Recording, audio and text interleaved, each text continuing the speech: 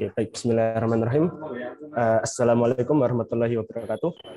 Baik, seperti dari yang sudah terlihat di layar masing-masing sahabat BSI, judulnya adalah ketika user dan produk bertemu. Apa yang akan terjadi ketika user dan produk bertemu? Apakah pertemuannya mereka akan menjadi sebuah kisah seperti kisah Dylan dan Miley atau kisah-kisah yang lainnya seperti itu? Mari kita ikuti bersama pada presentasi saya pada pagi hari ini. Oke. Pertama, saya akan mengajak sahabat BSI semuanya untuk berimajinasi terlebih dahulu. Untuk membantu visualisasi di layar sudah saya berikan beberapa bantuan visual, yaitu salah satunya di sini adalah kita membayangkan kita mengunjungi sebuah tempat yang sangat baru yang belum pernah kita kunjungi sebelumnya. Di sini saya bantu visualisasi dengan Lauterbrunnen Valley yang berada di Switzerland. Secara arti sendiri, Lauterbrunnen Valley itu merupakan sebuah tempat wisata yang istilahnya pemandangannya sangat eksotis di sana, seperti itu. Ingat, ini pertama kali kita mengunjungi lokasi ini. Karena ini suatu kunjungan pertama kita ke lokasi tersebut, maka tentunya kita belum tahu terlalu banyak hal mengenai lokasi tersebut, sehingga istilahnya kita hanya bermodal brosur serta mungkin video vlog dari YouTuber yang sudah pernah kita tonton sebelumnya tentang lokasi ini. Nah, dari itu istilahnya kita harus mengeksplorasi sendiri tentang lokasi Lauterbrunnen Valley ini. Ketika kita sudah landing dari pesawat, kemudian naik kereta, dan seterusnya, kita sampai di gerbangnya, dan kemudian kita harus eksplorasi. Ini kira-kira saya kalau mau ke lokasi ini, nanti lewat mana ya? Ini sepertinya saya kemarin lihat di Instagram ada orang yang membagikan apa itu namanya lokasi ini. Kalau itu mau ke sana harus lewat mana ya? Pakai metode transportasi apa, dan lain sebagainya. Banyak pertanyaan yang muncul di benak kita, dan kita sendiri juga kurang tahu bagaimana menjawabnya, karena di sana pun juga tidak terlalu banyak ada seperti pelang penanda arah dan macam-macamnya seperti itu. Sehingga ya kita terpaksa untuk bisa eksplorasi sendiri seperti itu. Akhirnya kita mencoba untuk bisa eksplorasi sendiri. Tidak menutup kemungkinan ketika kita eksplorasi sendiri dengan menggunakan modal Google Map, navigasi GPS dan lain sebagainya, kita kesasar ke gang sempit, juga kemacetan dan hal seperti itu. Kalau ini kan menjadi sebuah istilahnya bukan pengalaman libur yang mengasihkan, karena masa mau ke lokasi wisata kalau harus kesasar dulu seperti itu kan. Coba kalau seperti ini kan kurang mengasihkan seperti itu. Mungkin setelah beberapa waktu akhirnya sampailah kita ke lokasi yang kita tuju, dan ternyata di lokasi yang kita tuju pun suasananya sudah sangat ramai. Mungkin kita memang tidak mengecek jam dan lain sebagainya, sehingga ketika kita datang ke sana, wah ini ternyata jam-jam paling padat, sehingga kita tidak terlalu bisa menikmati lokasi tersebut. Tapi sudah jauh-jauh sampai sini, ya masa iya mau apa itu namanya langsung pergi saja, ya sudahlah dinikmati saja. Akhirnya kita berusaha untuk menikmati lokasi tersebut, tapi tidak bisa terlalu maksimal istilahnya, karena ya itu tadi lokasi terlalu padat, kemudian kita sudah kecapean terlebih dulu di jalan tadi, kemacetan dan kesasar-kesasar dan lain sebagainya. Ini semua karena kita tidak tahu bagaimana istilahnya untuk bernavigasi di lokasi tersebut, sebagaimana orang-orang lokal yang ada di sana, seperti itu. Oke, mungkin kita menuju imajinasi yang lainnya ketika kita kembali ke realita kita di kantor saat ini misalnya. Misal kita ada di kantor kita masing-masing, di meja kita menghadap ke komputer kita, dan kita sedang berusaha untuk membuka sebuah layanan aplikasi web yang baru gitu misalnya. Ini sebuah aplikasi web yang baru juga yang belum pernah kita kunjungi sebelumnya, belum pernah kita gunakan sebelumnya. Nah, satu hal yang agak mirip dengan kejadian yang kita imajinasikan tadi sebenarnya terjadi. Kita kebingungan, ini kita sudah sampai di landing page, dari sini nanti kita kemana ya? Aplikasi ini namanya ini. Kalau dari namanya harusnya bisa digunakan untuk ini. Tapi caranya bagaimana ya? Apakah harus klik menu ini atau harus klik menu ini dan lain sebagainya? Kita diberi modal sih sama si pengembang aplikasinya. Kita ada video tutorial, kita juga ada user guide dalam bentuk PDF yang mungkin ada beberapa belas atau beberapa puluh halaman seperti itu. Tapi kita kepikiran ini kalau mau mencari yang saya cari kira-kira akan agak ngerepotin, ya udah saya coba eksplor sendiri saja dengan aplikasinya ini. Sampai suatu waktu ternyata kita eksplorasi juga, ternyata kesasar juga ternyata. Dan akhirnya kita terpaksa untuk bisa berkonsultasi pada user guide bentuk PDF dan juga video tutorial itu tadi. Bisa dibilang ini adalah sesuatu skenario yang bisa saja terjadi ketika user dan produk bertemu. Dan tentunya ketika dua orang yang istilahnya dua hal yang belum pernah bertemu sebelumnya dan sering bertemu, tentunya perlu ada istilahnya introduction terlebih dulu seperti itu kan. Kalau tidak seperti itu kan bisa jadi ada miskomunikasi dan sebagainya dari kedua pihak tersebut.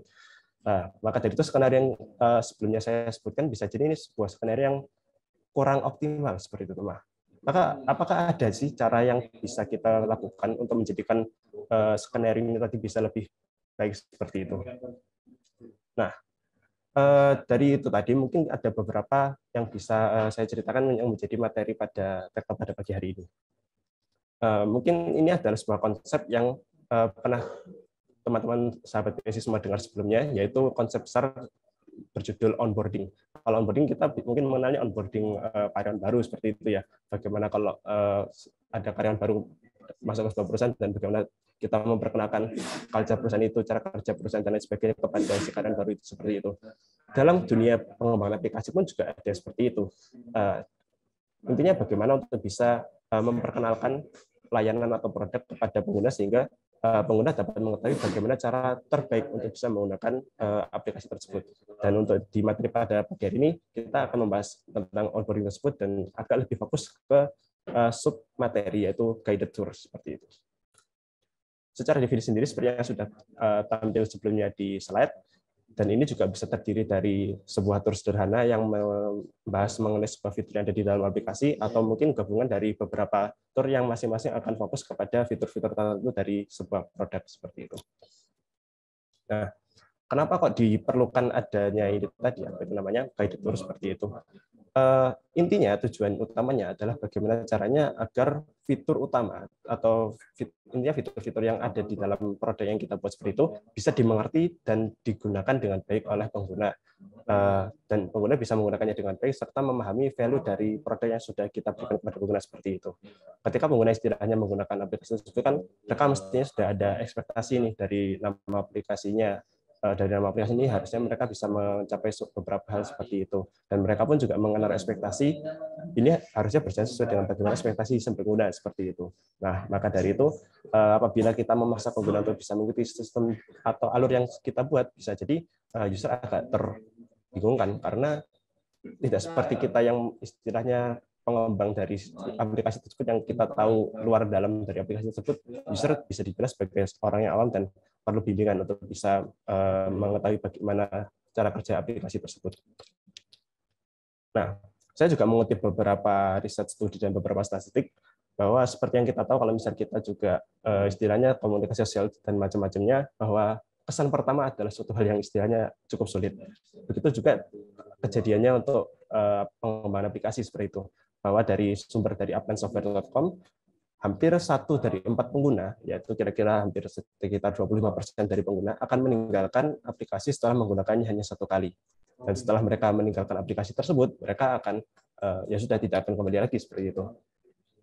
Di sumber yang lainnya di userlink.com bahwa menunjukkan 40-60% pengguna hanya menguji coba aplikasi 1 kali, dan mereka bisa saja berpindah ke aplikasi lain dan tidak akan kembali ke aplikasi tersebut. Istilahnya kesan pertama itu suatu hal yang sangat penting kalau begitu. Kita kalau bisa bicara aplikasi di luar sana, misal kita bicara aplikasi catatan gitu ya, ada begitu banyak vendor aplikasi catatan di luar sana, dan ketika user menggunakan satu aplikasi dan tidak merasakan klop dengan aplikasi tersebut, mereka tinggal geser ke aplikasi lainnya, dan itu tidak terlalu membutuhkan resource yang banyak dari si pengguna. Dan kalaupun mereka sudah beralih dari aplikasi A ke B, walaupun si aplikasi A ini ada update yang mungkin memperbarui sekali di tahun berikutnya, tapi karena kesan pertama mereka sudah kurang baik dengan aplikasi A itu tadi, ya mereka kurang ada interest untuk bisa kembali ke aplikasi A itu tadi, seperti itu.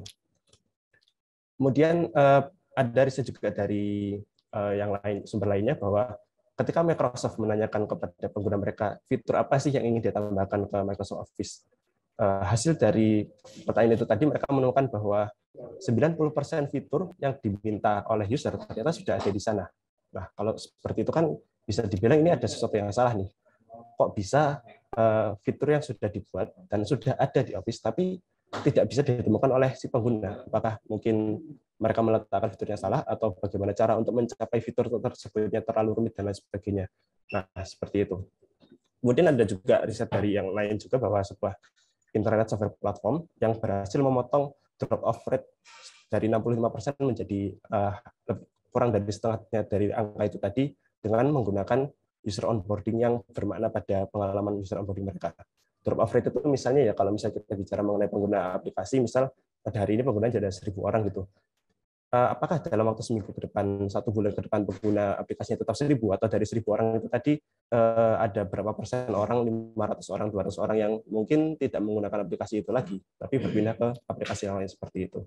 Dan kalau misalnya kita bicara mengenai statistik dan analitik dari aplikasi, ini bukan sebuah hal yang cukup bagus seperti itu. Oke, kemudian kita kembali ke sini. Bagaimana dengan metode user education atau user onboarding yang sudah kita terapkan saat ini?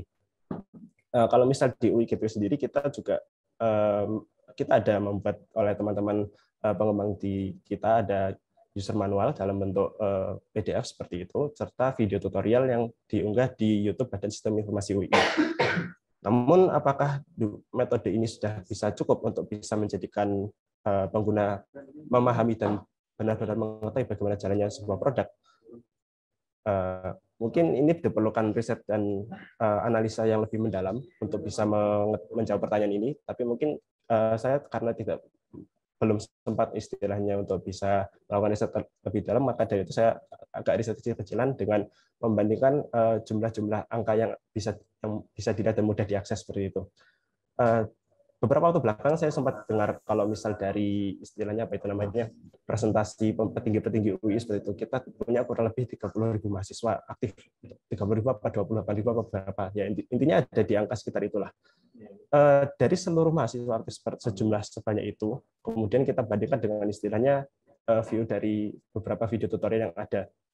Kalau begitu bisa jadi reach-nya ini belum sampai di angka yang cukup bagus untuk bisa disebut terjangkaunya ke user seperti itu.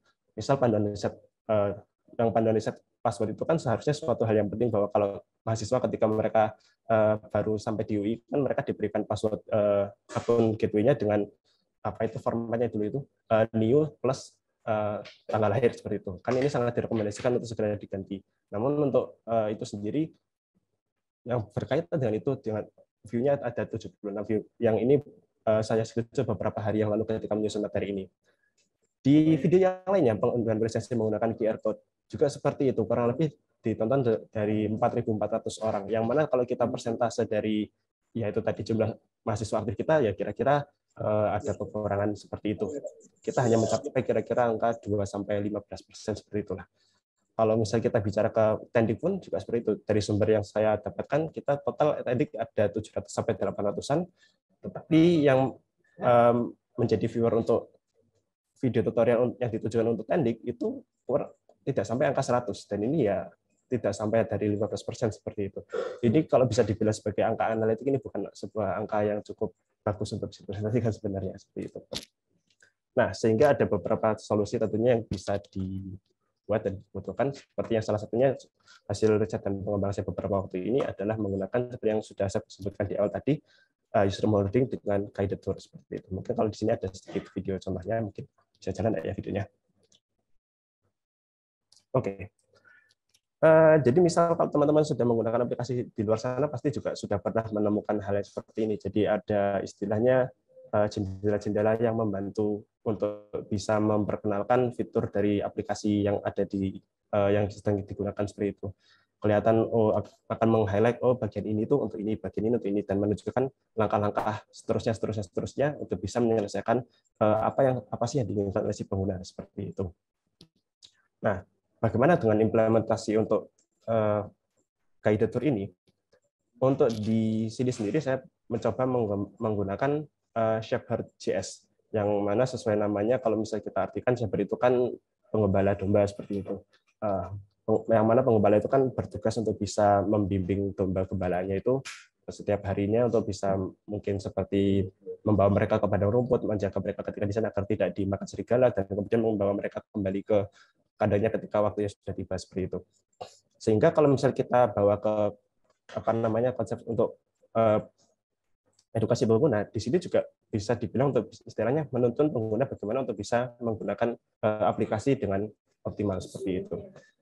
dari sumber openbase.com, Shepherd.js ini merupakan sebuah library yang bisa saya bilang cukup bagus untuk maintainable-nya dan statistiknya, karena bisa dilihat di sebelah kanan sini bahwa dia masih mendapat kurang lebih 80.000 unduhan per pekannya dengan lebih dari 10.000 GitHub stars, dan untuk kodenya pun juga di-maintain dengan baik dengan commit terakhir 16 hari yang lalu ini. Saya screenshot beberapa hari yang lalu ketika saya menyusun materi ini. Untuk implementasinya bagaimana? Untuk teman-teman yang ada di bidang pengembangan pasti sudah tahu bagaimana kita untuk memasang library baru di JavaScript seperti itu dengan npm install dan lain sebagainya.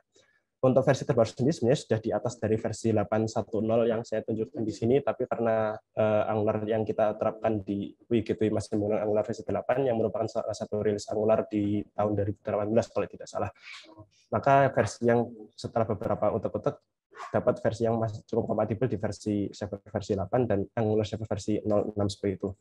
Kemudian setelah memasang library itu tadi, menambahkan juga CSS untuk Shepherd.js itu tadi agar tampilan bisa termuat dengan benar. Kemudian diperlukan juga untuk bisa menambahkan provider dari Shepherd Service ke modul dari Angular tersebut. Kemudian di masing-masing komponen sendiri juga kita perlukan untuk menambah Shepherd Service serta untuk menginisiasi layanan Shepherd tersebut. Seperti beberapa inisiasi default yang perlu kita buat, seperti ada default step option yang akan mendefinisikan bagaimana behavior awal dari si guided tour dari Shepherd.js tersebut. Kemudian kita juga bisa mendefinisikan jenis-jenis button apa saja yang nantinya akan digunakan dalam guided tour seperti itu. Bahwa di sini kalau misalnya kita contohkan ada tombol untuk cancel, next, dan back, karena kita tentunya tidak ingin memaksa pengguna harus mengikuti tour yang kita buat. Kalau mereka ingin explore sendiri, ya sudah mereka tinggal klik saja keluar seperti itu. Ketika mereka sudah selesai dengan satu bagian, tinggal klik selanjutnya. Tapi kalau mereka kelewatan suatu hal, ya tinggal kembali saja seperti itu. Kemudian untuk mendefinisikan langkah-langkah tournya sendiri juga kita definisikan di script kodenya, dan seperti yang di sini saya contohkan, ada beberapa properti dalam objek step yang dibuat di sini, yaitu salah satunya attach to, yang mana ini akan mengikat jendela Shepherd.js itu tadi ke elemen yang istilahnya kita inginkan. Kalau misalnya seperti yang saya contohkan di sini adalah ketika menu pengunggahan vaksin di UI lapor, ini pemilihan dengan CSS class.raw container, ini akan memilih baris pertama dari tabel vaksin utama seperti itu. Nah, dari sini pun kita juga sudah bisa memberikan bahwa ketika kita menyorot baris pertama dari tabel ini, bisa kita beri keterangan yang bisa juga kita tambahkan di definisi dari step tersebut. Seperti itu. Nah, kemudian setelah semua itu sudah kita buat dan kita siapkan, kita tinggal memanggil dan menjalankan si service layanan Shepherd itu tadi dengan beberapa baris kode yang seperti yang ada di layar saat ini.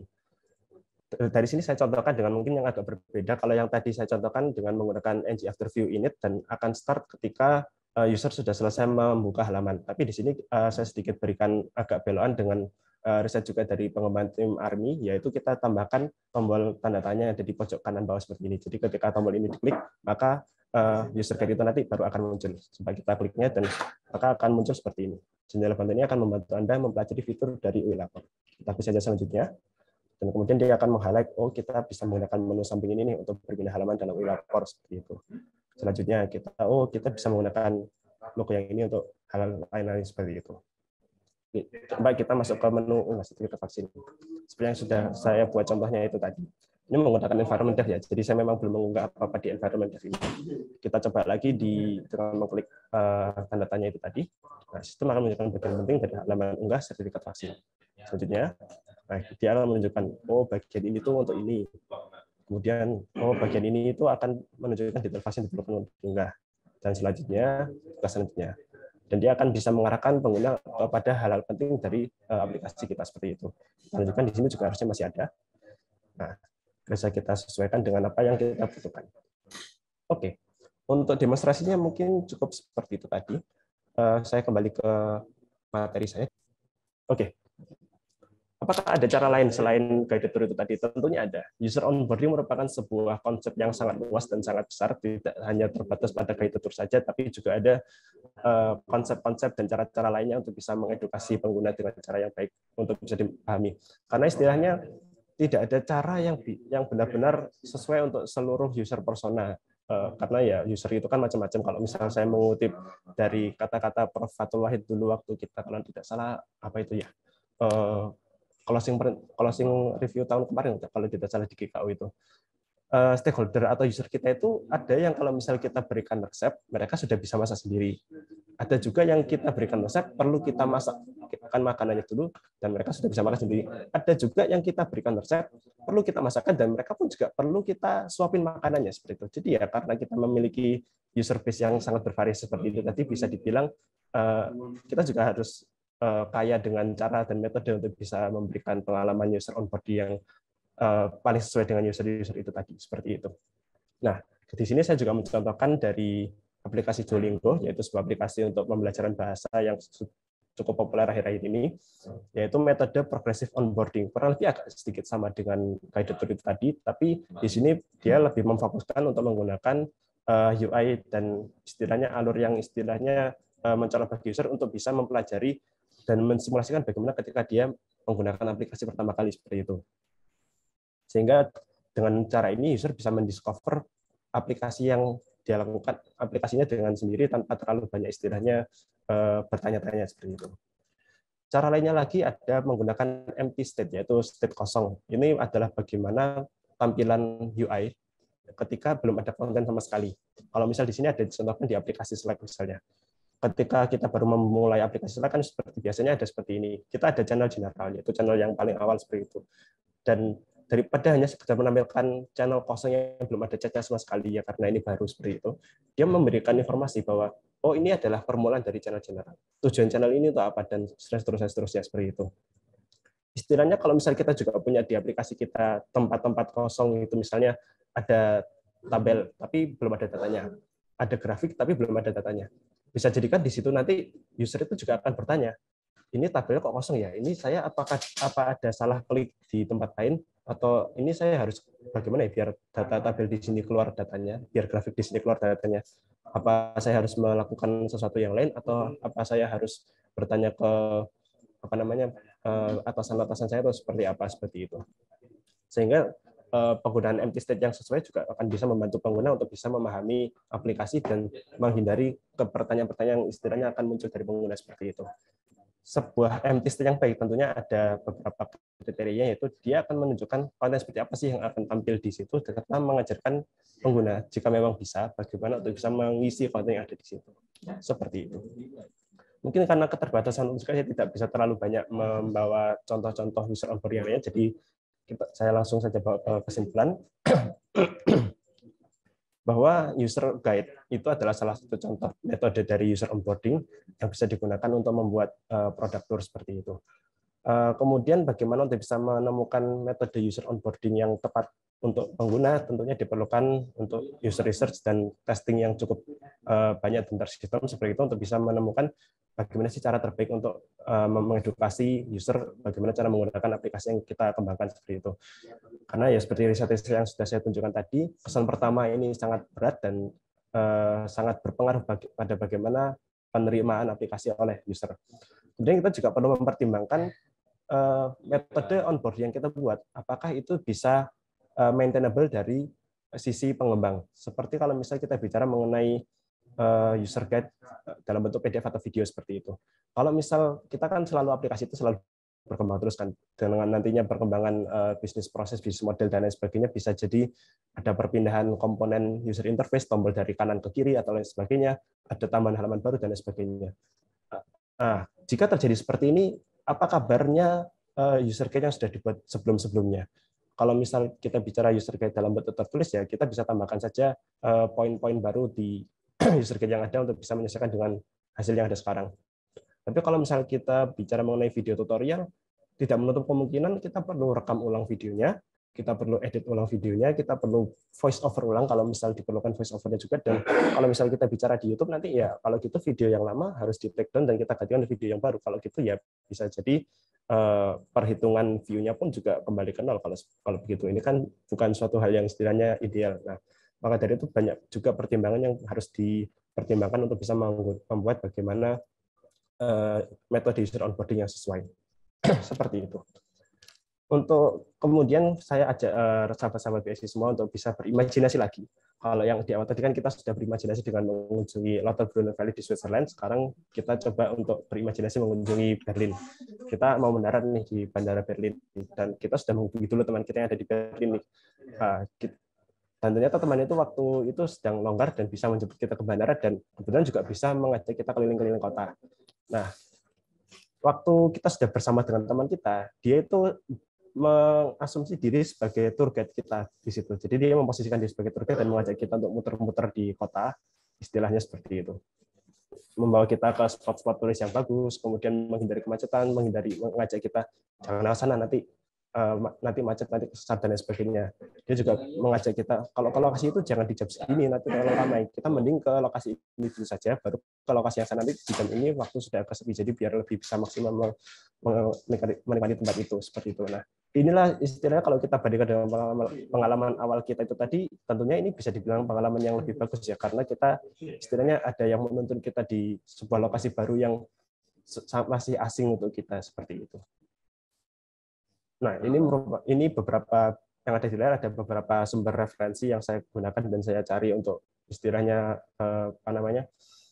membuat materi ini, dan mungkin bagi teman-teman yang tertarik bisa mempelajari di referensi ini tadi juga. Karena ada beberapa di sini juga saya kalau tidak salah ingat itu ada yang sampai 15.000 kata, dan itu masih belum sempat saya baca semua saking banyaknya seperti itu. Kemudian terakhir sebelum saya mulai beralih ke sesi tanya jawab, mungkin saya tutup dengan beberapa kata-kata dari salah satu desainer di Toptal.com, bahwa onboarding bukan hanya mengenai satu momen saja, itu adalah sebuah perjalanan yang membangun dan menjaga kepercayaan antara pengembang dan pengguna seperti itu. Sebuah pengalaman onboarding yang bagus akan bisa membantu pengguna untuk bisa membuat habit atau kebiasaan yang menggunakan aplikasi yang kita kembangkan itu tadi menjadi bagian penting dari hidup mereka. Sekian dari saya, terima kasih. Saya kembalikan ke Mas Habib.